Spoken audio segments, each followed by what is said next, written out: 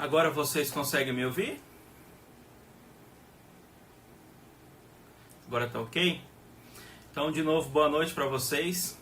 Só porque o chefe estava na live aí, o reverendo Augusto, eu passo vergonha. Que isso? Que vergonha. O dia que eu tenho a alegria dele acompanhar uma live que eu não estou fazendo pergunta para ele, vou fazer para a filha dele, eu passo vergonha. Ê, tecnologia. Como eu disse, agora nós conversaremos com a Hendrika e às 9 horas nós conversaremos com o pastor Jonas Madureira. No nosso penúltimo dia da primeira semana online do Perguntar Não Ofende. Nós chegamos hoje na 9ª e depois na 10ª live. Deixa eu ver se a Hendrika já está por aqui. Que eu vou chamar ela. Tá, acho que sim. Deixa eu confirmar.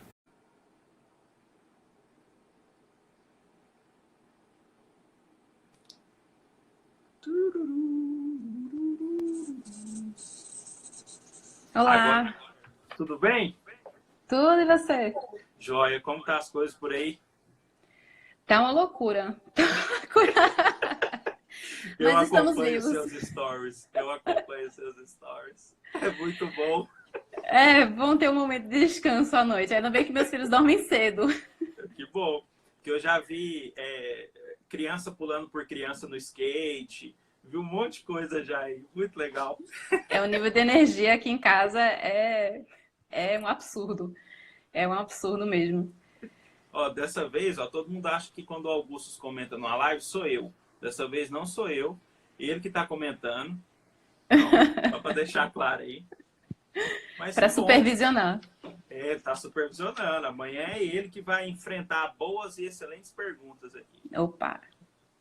E a nossa live, o Perguntar Não Ofende, é sempre perguntas tranquilas. Você viu as perguntas que eu te passei, tudo coisa leve, normal. Super leve. Super leve. Eu vi que o marido já está aqui também, então vou desativar os comentários. E a primeira pergunta é: o que a Bíblia recomenda sobre criar filhos pequenos e trabalhar fora? Então, já começou com uma pergunta que daria uma palestra para responder, né? Daria uma palestra, um livro, inclusive eu acho que já tem livros escritos sobre isso, sobre esse assunto. E como a gente tem pouco tempo, então eu vou tentar responder o mais brevemente possível. E falar assim, a Bíblia, ela não fala sobre esse assunto, né? Tanto é que esse assunto trabalhar fora é uma coisa que aconteceu mais recentemente. Antigamente o trabalho era mais dentro de casa, né? As mulheres também se envolviam. Tanto é que Jesus era carpinteiro porque o pai dele era carpinteiro. O trabalho antigamente era dentro do lar. Então, trabalhar fora é um conceito bem mais atual. Só que a Bíblia tem coisas para falar, mesmo que não fale diretamente a esse assunto. E eu imagino que esteja falando sobre a mãe, né? Não está especificado na pergunta, mas eu imagino que esteja falando sobre a mãe. A mãe trabalhar fora. E lá em Provérbios 18, 13 diz assim, e eu sei que o versículo parece meio fora do contexto, mas ele fala assim: responder antes de ouvir é tolice e vergonha. O que esse texto tem a ver com trabalhar fora ou não? A educação de filhos, especialmente na primeira fase, né, quando eles são pequenininhos, ela envolve muito o conviver. Né? A Bíblia nos ordena fazer o quê com os nossos filhos? Ensinar e corrigir. E o ensinar e o corrigir, ele exige tanto tempo para se preparar, para poder ter o que ensinar e corrigir, né, com base na palavra de Deus, e tempo para conhecer o filho, para saber o que precisa ser ensinado e corrigido em cada fase específica da vida do filho. Então, por exemplo, pensa assim: por que no namoro, né, tudo é mil maravilhas, e quando a gente de repente casa, começa a perceber que não era esse o homem com quem eu casei, né? Qual a diferença? É porque o namoro era uma convivência mais pontual, era uma convivência mais limitada. E quando a gente, de repente, casa e tem que se deparar com os pecados, né, do outro, a pessoa se torna mais confortável, fica se soltando, os monstros, né, começam a serem soltos em casa. aí a gente realmente percebe o que tem que ser tratado. E isso é a mesma coisa com os filhos. Então, mães que estão aí, tá? Eu sei que a responsabilidade primária da educação dos filhos é do pai. É do pai. Só que nós somos chamados para auxiliar os pais. E se a gente só estiver em casa as 2, 3 últimas horas do dia, a gente não vai ter o suficiente para conhecer os nossos filhos, para saber o que precisa ser tratado. Então, a gente estaria, de certa forma, respondendo, né? Conversando com o nosso filho, sem saber, sem ter ouvido. E quem tem filho pequeno sabe que cada hora é preciosa. Porque os filhos, eles começam a se abrir nos momentos mais inconvenientes do dia. De repente, você tá no banheiro e o filho bate na porta e quer falar sobre uma pergunta muito importante que ele tem sobre a vida, e você tem que estar lá presente, disponível, para poder responder e para poder sondar o seu coração. Se você só está em casa 2, 3 horas ao final do dia, você perdeu a oportunidade de observar todos os padrões que foram sendo reproduzidos ao longo do dia, e você chega ao final do dia e você não tem base com quem ensinar, com quem corrigir. Agora, há situações e situações. Olha só, a minha filha acabou de aparecer aqui para mostrar que a oportunidade Que pena que a sua imagem está travada e eu só te ouço. Só tá travada? Pera aí, só um instantinho. Filhinha, vai lá pro papai, tá no quarto, tá bom, meu amor? Tá travada? Dá pra me ver? Dá pra me ver? Ainda não, peraí. Ainda não? Eu acho que eu vou te tirar e te colocar de novo. Ok. Deixa eu ver.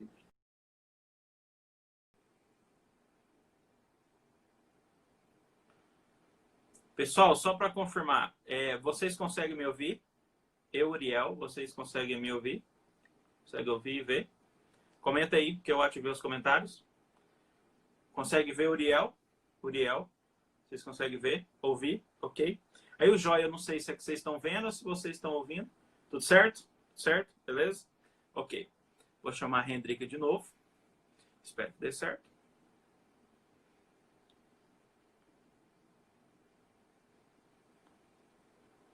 Bora. Cadê? Deixa eu ver se ela tá de novo. Tá de novo? Entrou? Cadê ela? Vai dar certo? Vai dar certo. Tá com delay? O delay é complicado. Normalmente são 11 segundos de delay. Normalmente são 11 segundos de delay. Agora eu vejo e ouço. Ótimo. Agora deu certo. Tá bom. Deu tempo aqui de me despedir aqui da minha filha, que queria um copo d'água. Tá vendo? Falando. São momentos, a gente não vai atrás, né? Eles vêm nos momentos mais inoportunos e a gente tem que aproveitar. Então, esse é o ponto. Se a gente está desnecessariamente, porque há casos e casos, né? A gente também não pode estabelecer uma regra e desconsiderar todas as diferenças das famílias, as necessidades, né? Tem mãe solteira que sofre muito com isso, e nós precisamos ter compaixão e entender que Deus está cuidando dos nossos filhos e Ele vai trazer à tona as oportunidades se as circunstâncias realmente nos impedem de fazer aquilo que nós desejamos fazer. Só que há muitos casos em que as mães estão fugindo de casa, realmente, porque, né, acham que não tem problema. A pandemia que eu diga, né? A pandemia que eu diga. Inclusive, é bom aproveitar. O que eu vejo de mãe reclamando. Inclusive, tem pergunta sobre isso. Lá na frente a gente fala sobre isso. Tem sim. Tem sim. Então é isso, Uriel. Porque a palavra de Deus, quando ela nos chama para ensinar e corrigir, ela está implicando que nós tenhamos tempo para fazer isso. Nós que tenhamos tempo, especialmente com os menorzinhos. Conforme forem crescendo, né? Nada nos impede de sair para trabalhar. E olha só, eu não falei de não trabalhar, porque é bem possível da mãe procurar trabalhar dentro de casa. Não é que a gente também não trabalha como dona de casa. Mas tem empreendedoras que trabalham dentro de casa, fazem home office e tem como usufruir disso aí. Bom. A segunda pergunta é casamento. Como escolher a mulher ideal? Então, nós partimos do pressuposto que a pergunta foi feita por um jovem rapaz. Eu espero que sim. Lá vem o outro filho. Vai lá pedir pro papai. Pede pro papai. Tá dentro do quarto. Vai lá. Os dois. Um acorda, vem o outro também. Então, a primeira resposta assim, que eu pensei quando eu ouvi essa pergunta foi assim: seja o homem ideal.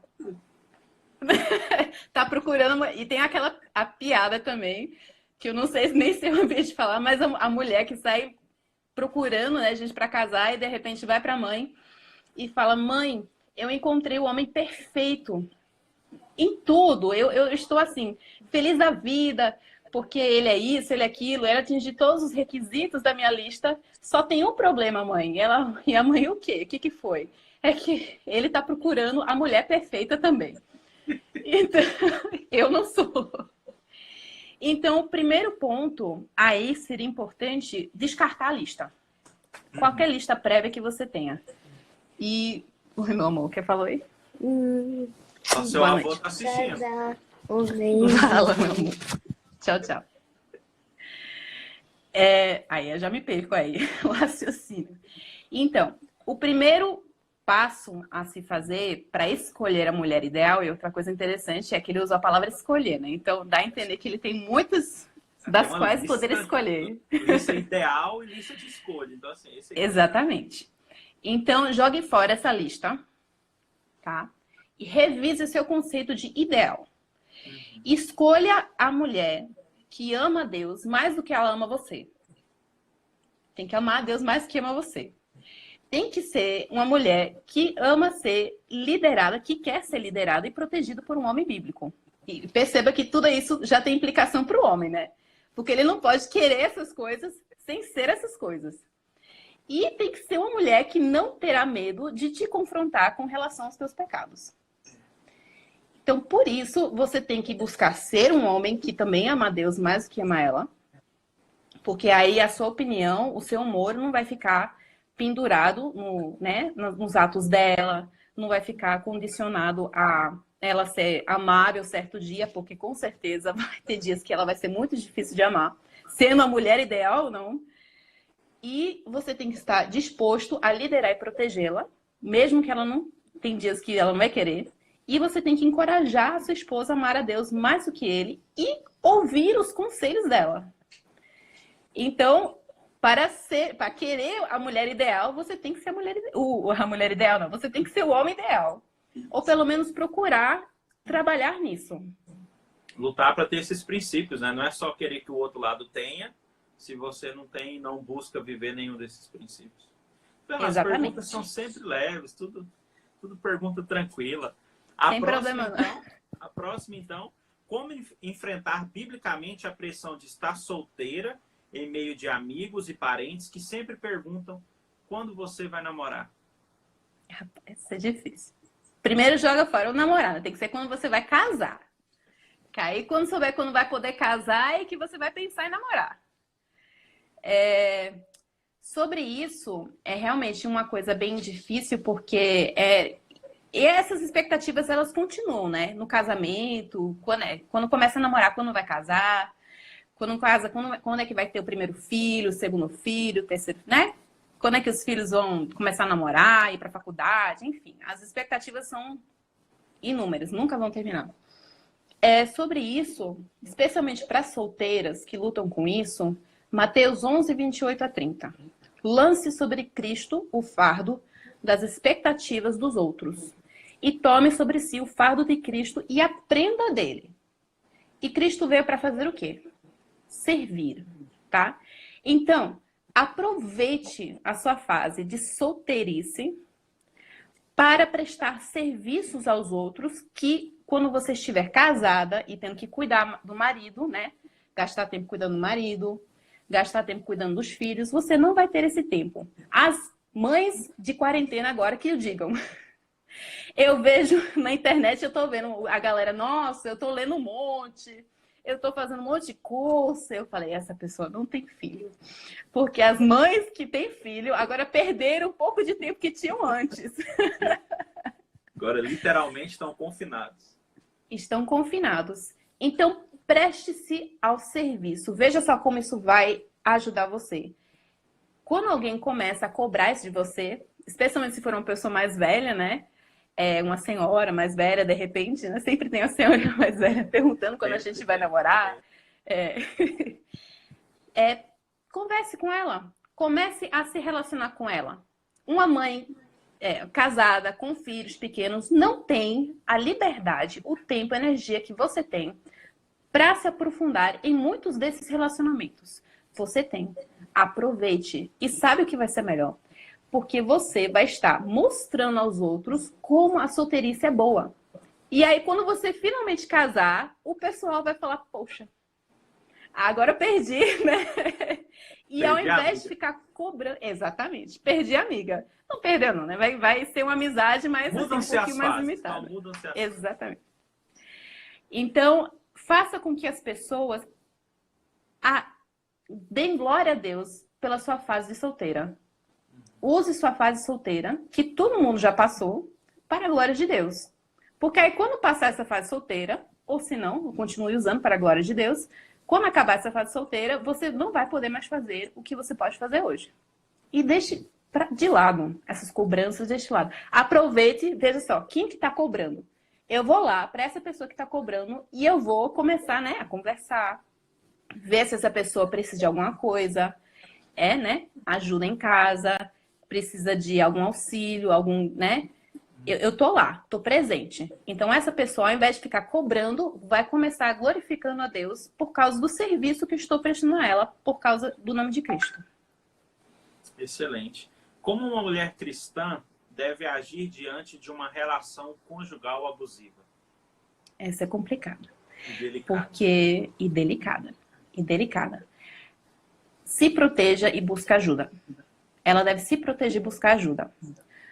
Porque a submissão, e a gente vai tratar sobre isso, acho que tem uma pergunta mais adiante, a submissão, ela não quer dizer que você tenha que se submeter à agressão física do marido. Ele não falou aqui de relação conjugal abusiva, não falou se é agressão física, às vezes é emocional. Às vezes é de várias formas, né, que pode se demonstrar. Às vezes, até mesmo o emocional é bem mais prejudicial do que o físico, né? Porque a pessoa pode ficar se perguntando, né? Verbal, será que... Exatamente. Chantagem, enfim. Se proteja e busque ajuda. Se for agressividade física, se tiver criança, tire a criança de casa, saia de casa. É a melhor coisa que você pode fazer, tá bom? Porque uma mulher que ama Cristo e deseja ver o caráter de Cristo no seu marido, ela não vai permitir que o marido tenha oportunidade para continuar pecando. Ela vai exortar, ela vai buscar ajuda para o pastor, para o conselho, se precisar, para a polícia, porque às vezes o melhor ato de amor em submissão ao marido é que ele seja preso.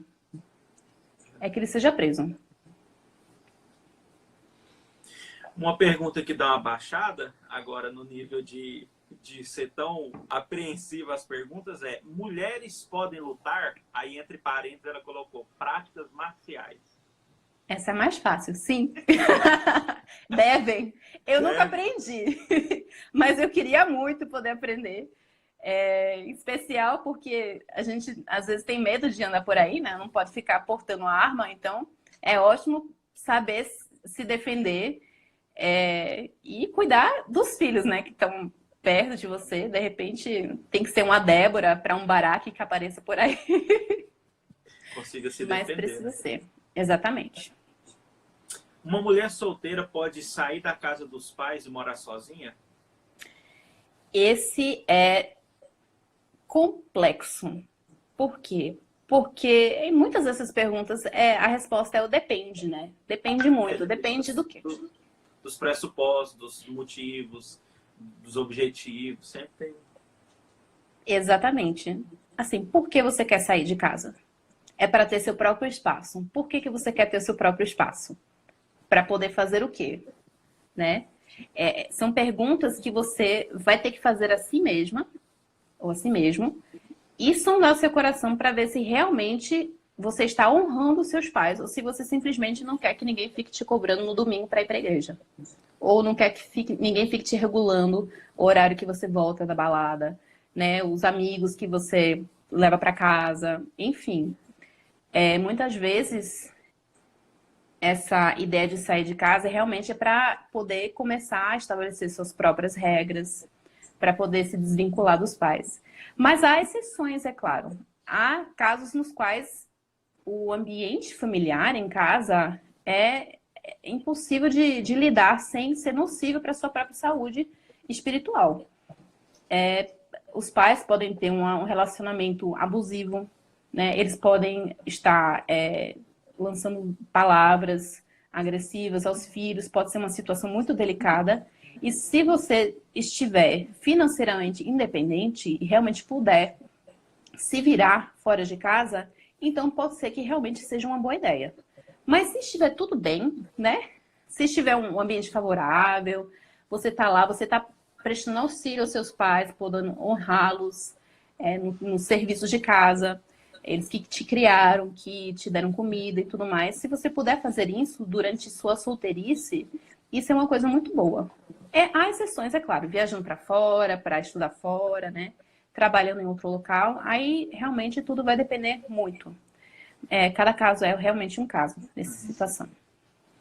Uma pergunta interessante que foi feita, eu acho que essa pessoa te segue, quais os desafios em ser mãe de 3 filhos? Rapaz, quais? Aí é um livro. Vamos emendar a live do Jonas aqui, ó, e seguir até amanhã. Me segue lá no perfil, aí vocês vão ver os desafios. A criatividade A criatividade é muito limitada. Tem dia que não tem condição, não. O maior desafio, assim, quando a gente descobriu que a gente estava grávida da terceira filha, é que de repente tinha mais criança em casa do que adulto. Então, e mais criança em casa do que mãos. Então eu não poderia, de repente, na rua, né, agarrar um, agarrar outro e o outro para sair correndo, né? Como é que eu seguro os 3 ao mesmo tempo? Então, isso foi assustador, né? Aprender a confiar mais em Deus, ainda mais em Deus, né? Porque até 2 a gente começa, né? Se regular, acha que dá conta. Aí 3, de repente, é o caos em casa. E eu vi uma pesquisa, uns tempos atrás, que falou que a mãe mais estressada é a mãe de 3 filhos. Que a partir dos 4, ela se tranquiliza. Porque eu acho que... Foi uma pesquisa científica. Olha o incentivo aí pro 4º filho. Olha aí, incentivo pro 4º. Falei isso pro meu marido. Aí depois a gente conversa sobre isso. É isso. E é uma falta de tempo e energia para poder dar a atenção que a gente quer para cada um, né? A educação que a gente quer para cada um, o carinho que a gente quer dar para cada um. O amor é o mesmo. Só que a gente precisa ser muito sábio na divisão do tempo para não tratar os 3 como uma aglomeração a hora toda, especialmente em quarentena, é muito difícil fazer isso. É muito mais fácil, né? Tratar todo mundo como conjunto. Tem que separar tempo para estar com um, conversar com o outro, dar atenção a outra. Então, essa é uma coisa muito desafiadora. E também não poder dar tudo que a gente queria poder dar, né, para eles. Se tivesse só um, seria mais fácil. Aí tudo iria direto para ele. Mas como tem 3, então a terceira tá ganhando tudo terceira mão. Tudo já testado. Tudo já testado.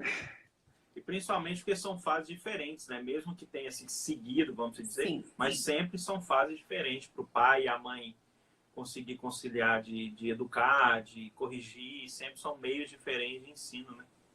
E eles aprendem de formas diferentes. Eles não são só fases diferentes, mas, por exemplo, a Samantha hoje, na idade que ela tá, ela não é do mesmo jeito que o João na época dela. Então, a gente acaba colocando expectativas nela e depois passando as expectativas para a Chloe. Então, isso é uma coisa muito desafiadora. A gente não tratar eles esperando que eles sejam iguais uns aos outros.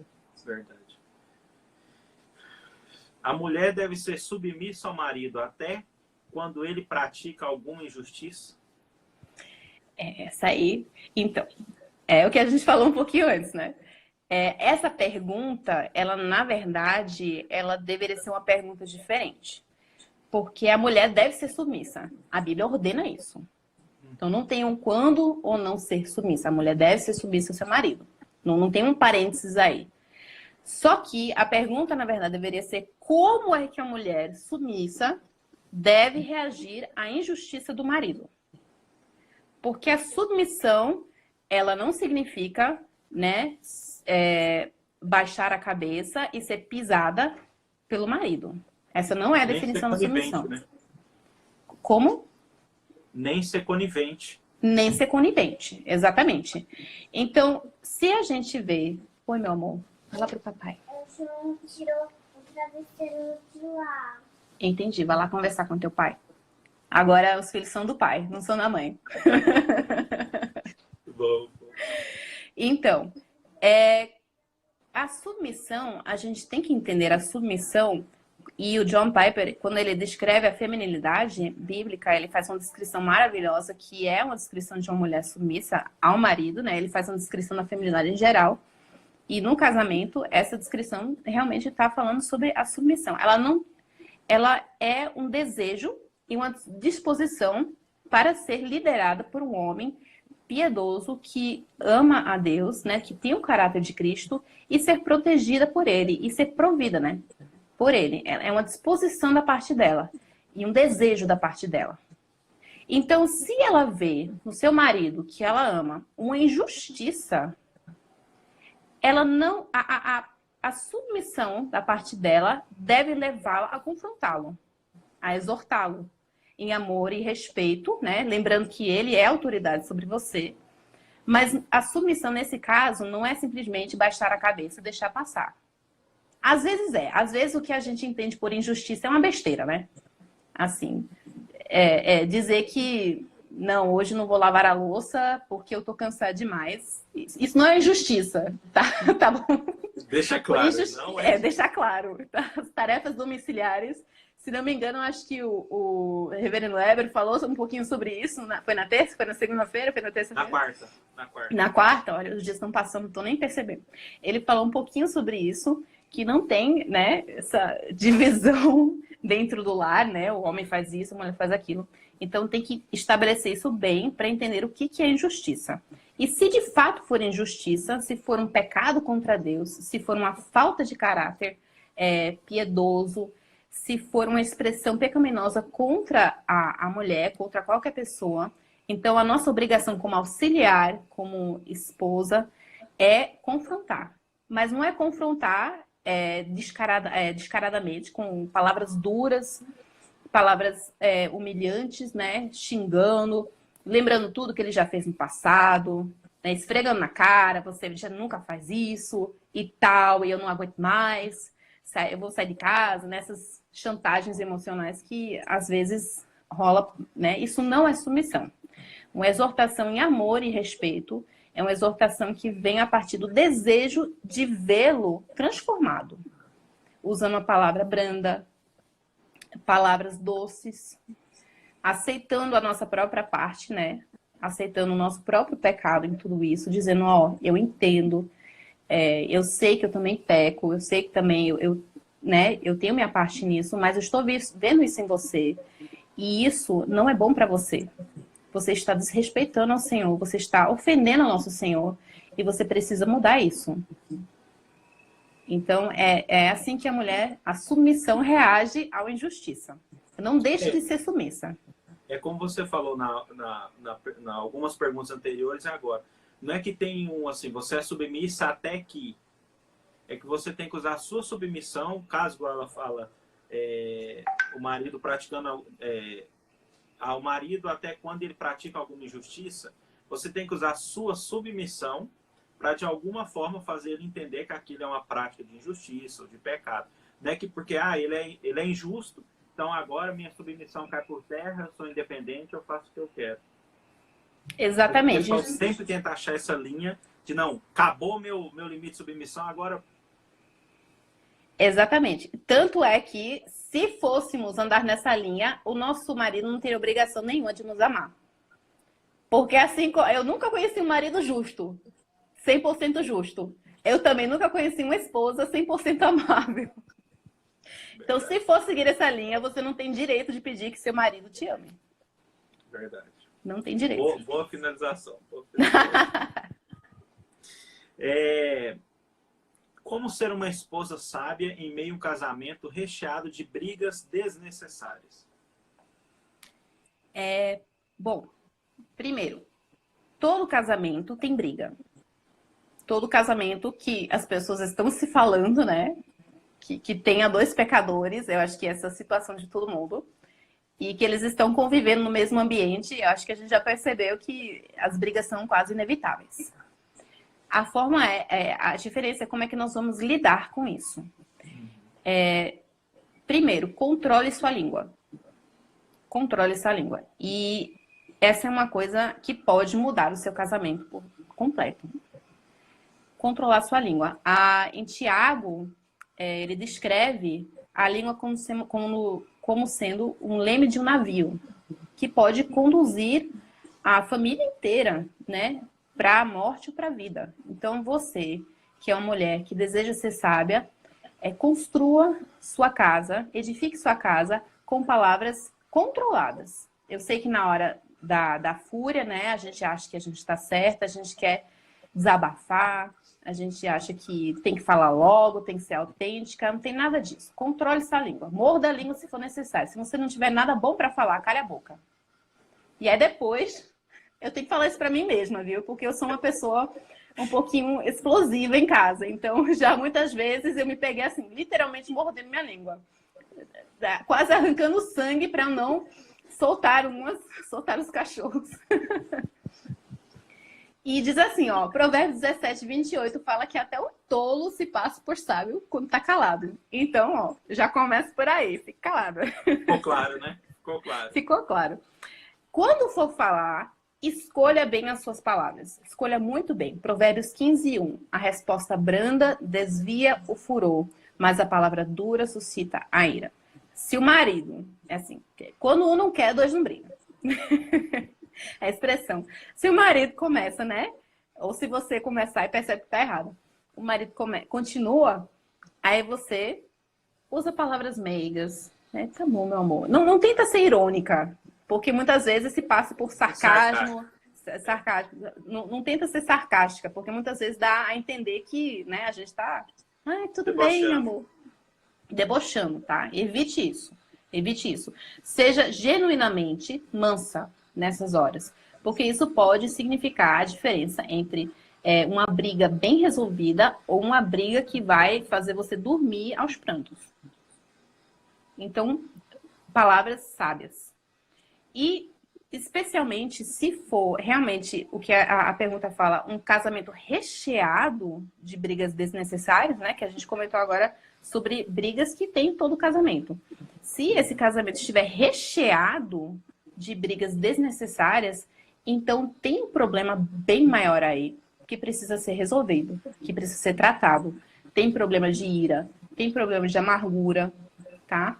Quando começa a brigar a hora toda por causa da tampa na pasta de dente, por causa da meia no chão, por causa da janela que foi deixada aberta, por causa disso, por causa daquilo, essas brigas, elas são apenas expressões de um problema que já existe há muito tempo e que precisa ser tratado. Então, ou tem que estabelecer um momento para conversar, para orar, buscar a Deus, tentar entender qual é a minha parte em tudo isso. Arrependa-se primeiro. Tem muita mulher amargurada aí, que não quer confrontar o marido, né? Porque acho que, né? Aquela pergunta anterior, porque acho que submissão envolve calar a boca e deixar a injustiça passar. Tem muita mulher que não confronta em amor. Tem muita mulher que deixa ir engolindo, vai engolindo, vai engolindo, vai engolindo. E tem uma hora que realmente começa a explodir por qualquer motivo. Por quê? Porque não trata esse assunto na hora certa. Então, se o casamento estiver realmente recheado de briga desnecessária, então tá na hora de buscar ajuda. Buscar ajuda. E tem um livro especial que eu estava lendo esses dias, que eu não consegui terminar porque começou a quarentena. Eu tô com uma pilha de livros. O pessoal fica mandando livro. Nem me fala, nem me fala. Eu não tô conseguindo. Eu queria muito. Parece que eu tô trabalhando mais e produzindo menos estando em casa. Não sei se é o desespero de ficar só dentro de casa, mas eu estou trabalhando, gerando menos conteúdo. É porque não tem limites, né? As coisas se embaçam e a gente não consegue produzir sem os nossos limites, né? Então, é um livro, esqueci o nome do autor, mas é aquele livro chamado Ira, Arrancando o Mal pela Raiz. Eu não tô lembrada. Bom, se jogar, acho que é da editora Nutra. Da Nutra. Da Nutra. Muito bom esse livro, muito bom. Vale a pena comprar, vale a pena ver, porque ele fala de uma forma muito prática sobre ira. E ele me confrontou, em especial, me ajudou muito, especialmente em relação aos filhos, né? Porque a gente pode brigar com o marido, mas também acaba brigando com os filhos. Eles acabam sofrendo também, por causa dessa as brigas que a gente pode, porventura, ter. Então, esse livro, Ira, Arrancando o Mal pela Raiz, é um livro muito bom, vale a pena comprar, vale a pena ler. E, em especial, se for com o marido, essa aí é uma oportunidade boa para se aprofundar no motivo, né? Por quê? Por que você acha que você tem o direito de exigir isso de mim? Por que você está se enfurecendo comigo? Quem você acha que é? E fazer essas perguntas de uma forma saudável diante das verdades da palavra de Deus.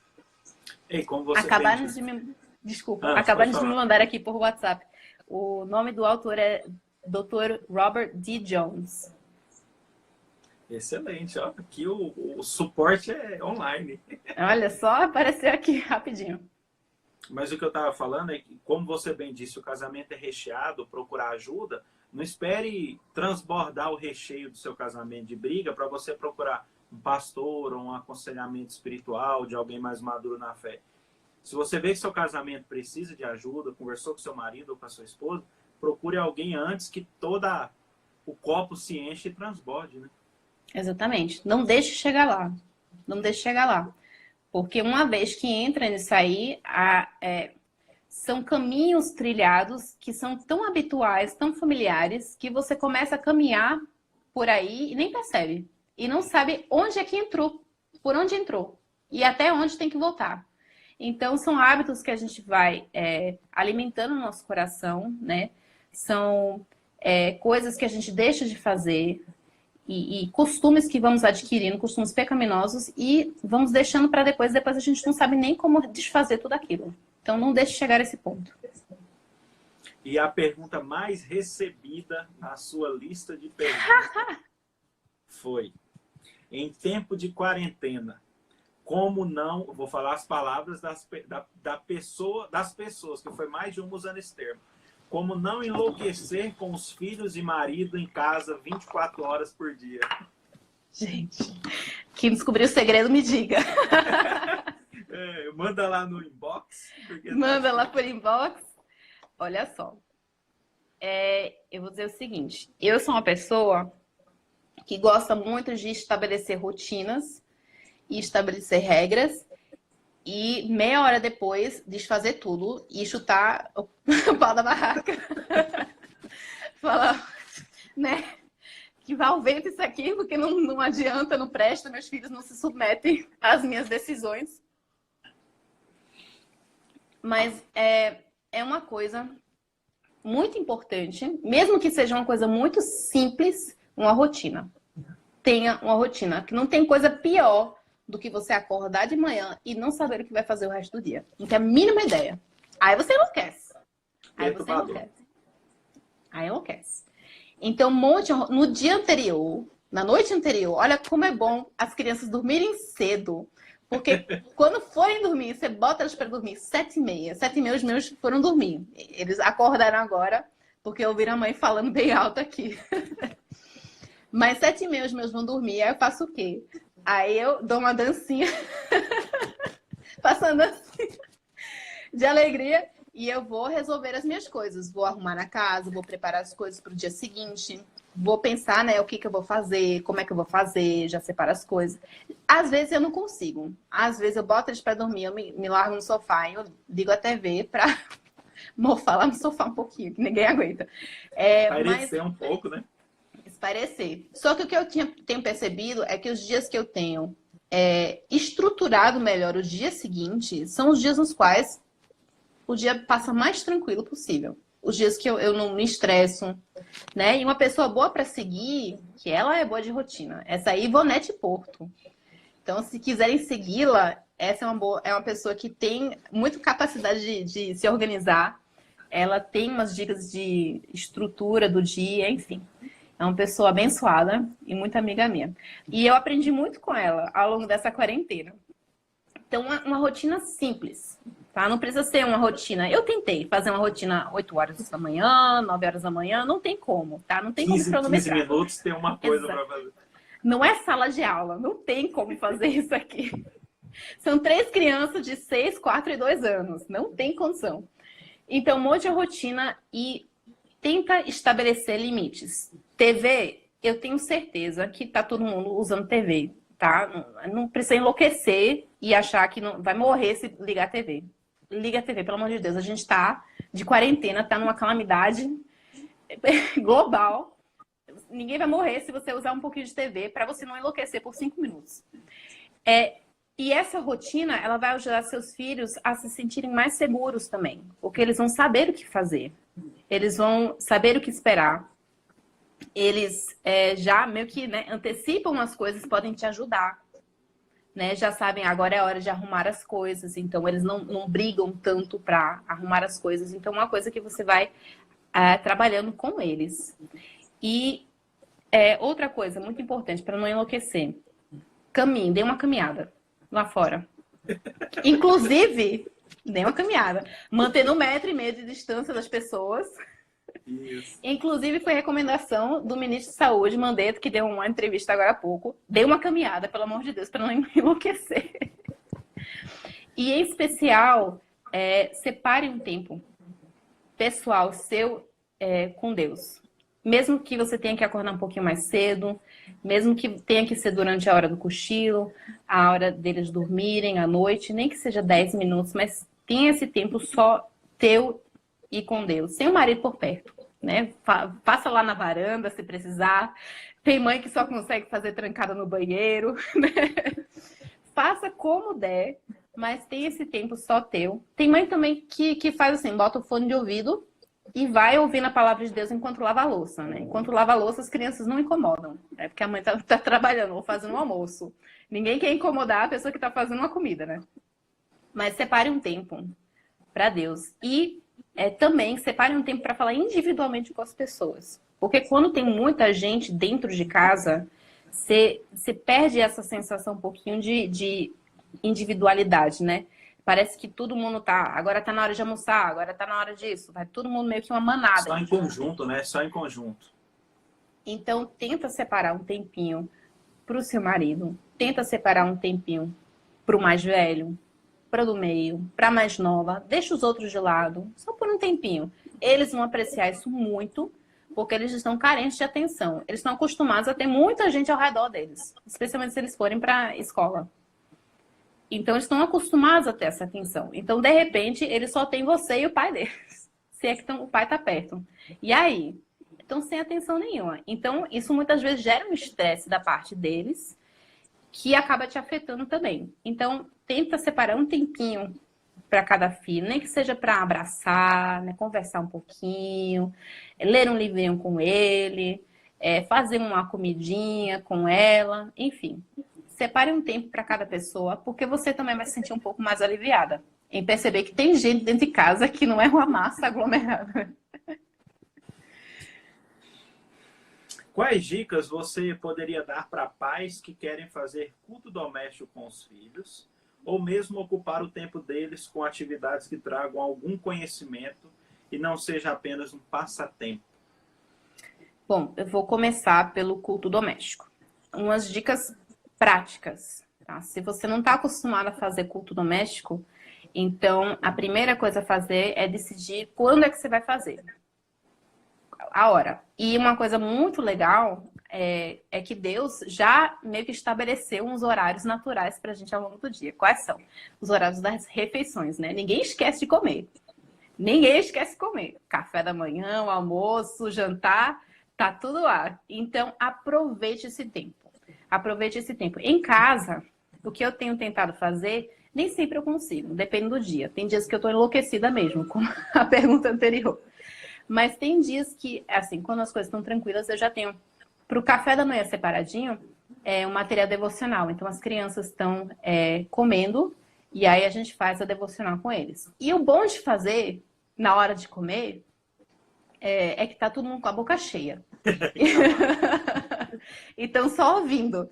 Então, pelo menos com criança pequena, não na hora do culto, né? Na hora do culto é um outro momento. Então, por exemplo, para devocional, para atividades que tragam algum conhecimento, um horário, um lanche, né? Da manhã, o lanche da tarde é um momento legal para sentar, para ler um livro, né? Com biscoitinho, com chazinho. Minha filha ama tomar um chazinho, comer um biscoitinho e ler Nárnia. É a paixão dela. Todo dia ela pede um chazinho e ler Nárnia. Então é uma coisa que vai se vinculando, né? O prazer de sentar, de ouvir, né? Enquanto tá comendo uma coisa. Na hora do almoço, pode também ter uma leitura bíblica com a música. E à noite, depois do jantar, aqui em casa a gente faz o culto. A gente termina o jantar e a gente vai fazer o culto. Então, o dia já tem essas notificações práticas pra gente. Então, é uma coisa que as crianças também vão aprendendo, vão percebendo, e é uma coisa que pode ajudar na estruturação do seu dia. Culto doméstico tem vários recursos disponíveis, mas eu creio que o reverendo Alan Porto já tinha compartilhado numa das perguntas que ele respondeu lá no perfil dele, no Instagram, que precisa ter, ele recomendou 3 elementos, na verdade, que são os elementos essenciais do culto, que é o cantar, o orar e o ouvir a palavra de Deus.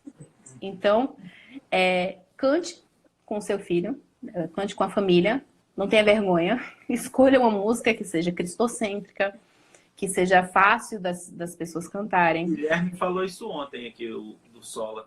Pô, não fica com vergonha, canta. Afinal, só seus filhos e sua esposa, o seu marido que vão ouvir. Então, canta. Exatamente. Bem, pode cantar. Canta, tenta fazer uma voz, a segunda voz. Faça bem bonito. Bem bonito. É um ensaio para o domingo. E escolha músicas que as crianças gostem, né? Ensine músicas também, hinos. Hinos são belíssimos, Castelo Forte, são músicas belíssimas que a gente tem perdido, né, hoje em dia, porque tem músicas boas aparecendo hoje em dia, mas a gente acaba esquecendo tantos tesouros que a gente tem, né, no passado e que a gente pode aproveitar o culto doméstico para relembrar, para as crianças aprenderem essas músicas belíssimas. Então, essa questão do cantar, do orar, né, para as crianças aprenderem a orar também, e a leitura da palavra. E tem vários guias na internet bons que você pode acompanhar para poder seguir esse trajeto. Fazer uma propaganda para quem não tem norte nenhum de como fazer um culto doméstico, algo do tipo.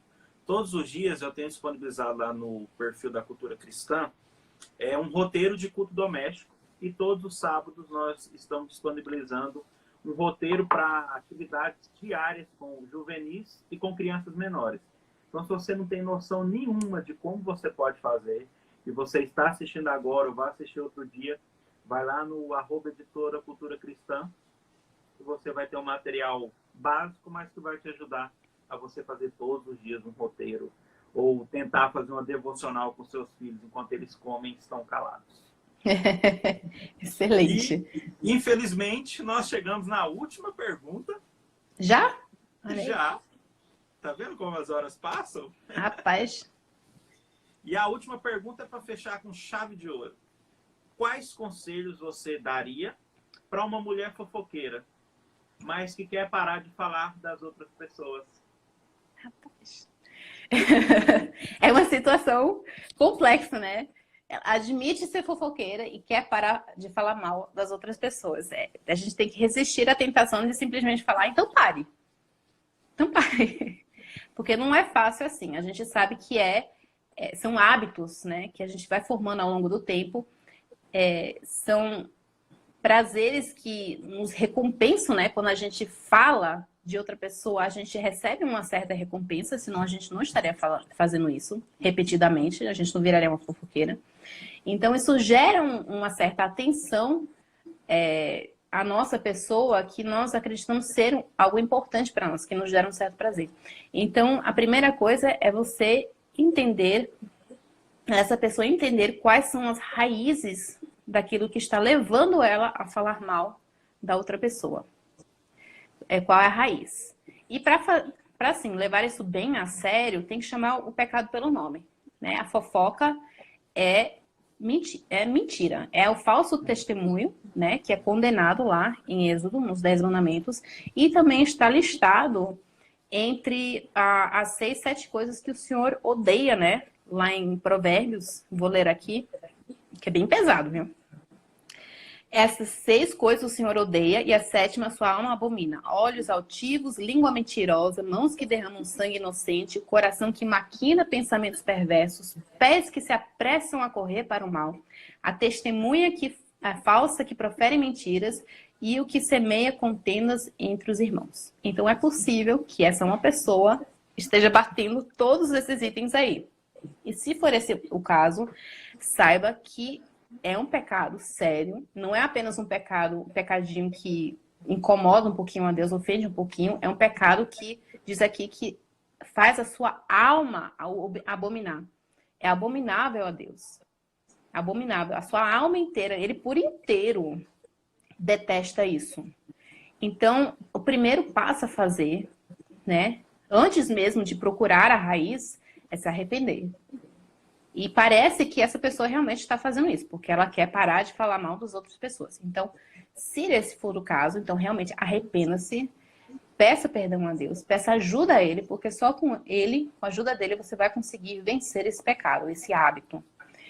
E aí, o que você faz? A Bíblia nos ordena, ao invés de fazer o mal, fazer o bem. E qual é o bem nessa situação, né? Aí vem aquela musiquinha, deixa a mentira, fala a verdade. A gente vai buscar, então, falar a verdade, usar as nossas palavras, ao invés de caluniar, para caluniar a outra pessoa, para falar mal da outra pessoa, a gente vai usar as nossas palavras para proteger a reputação da outra pessoa. E ao invés de falar daquela pessoa, ir falar com ela. Se você ouviu alguma coisa a respeito dela, vá até ela e fale, ó, eu soube isso aqui de você, né? Então eu estou falando que é isso que aconteceu e eu queria, né, se precisar de ajuda, alguma coisa assim, não deixe passar de você. Aliás, se você está recebendo fofoca, então já é um problema, porque aí você é uma pessoa, né, que já demonstrou para as outras pessoas que você não tem problema em ouvir fofoca. Então corte por aí. Corte por aí. Tá? Diga quando a outra pessoa começa a falar sobre alguma coisa, sobre outra pessoa, já diga não quero. Já falou com ela, vai falar com ela, né? Eu não me envolva nisso, eu não quero saber, isso é pecado. Aí, se você por acaso souber, vai lá e fale com a pessoa, se realmente for necessário. E ore por essa pessoa. Então, é a forma de falar, de usar suas palavras, ao invés de caluniar, destruir famílias, igrejas, porque a língua é capaz de fazer isso, de destruir comunidades inteiras através de fofoca. Ao invés de fazer isso, promova a verdade em amor. Quando for necessário, confronte a outra fofoqueira que está te passando a fofoca, né? Fala assim, ó, eu me arrependi, agora está na hora de você se arrepender também. Nós duas juntas somos mais fortes, vamos lutar contra esse pecado juntas. E use, então, a sua língua para abençoar e não para amaldiçoar o seu irmão. Drica, muito obrigado pela paciência e pela disposição em nos responder suas perguntas. Quero agradecer também ao reverendo Ronaldo, que está cuidando das crianças enquanto você participa. Muito obrigado. Deus abençoe vocês aí nesse período de quarentena, guarde a vida de vocês. Amém. E Deus qualquer abençoe coisa, vocês. a gente está por aqui. Amém. Deus abençoe vocês e o programa. Muito obrigado. Fiquem com Deus. Boa noite. Boa noite. Tchau, tchau. Pessoal, queria agradecer vocês que ficaram até agora. Daqui um pouquinho, daqui uns 2 minutos, eu volto com o pastor Jonas Madureira e nós vamos conversar e responder algumas perguntas que vocês enviaram. Então, daqui a pouco, estamos de volta. Abraço, fiquem com Deus.